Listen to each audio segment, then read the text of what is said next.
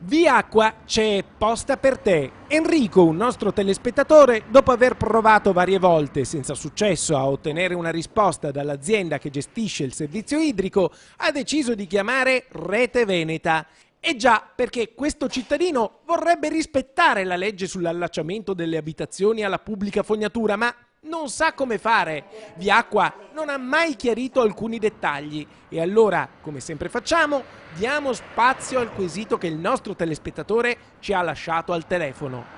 Per quanto previsto dall'articolo 20,13 del piano di tutela delle acque della Regione Veneto, l'allacciamento delle abitazioni domestiche private alla pubblica fognatura può non essere obbligatorio nei casi in cui l'allacciamento non sia tecnicamente ed economicamente sostenibile a fronte dei benefici ambientali da raggiungere.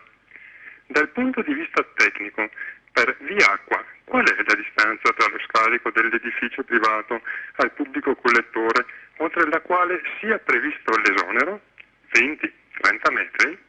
E dal punto di vista economico, per Viacqua, qual è l'importo per cui il cittadino privato sia nella condizione di eccessiva onerosità e per il quale tale allacciamento non è più obbligatorio? 5.000-10.000 euro? Grazie. Grazie al nostro telespettatore. Il suo quesito, in effetti, può essere utile per tanti cittadini che si pongono le stesse domande. Insomma, la gente vuole sapere giustamente come fare a rispettare il piano di tutela delle acque della Regione Veneto.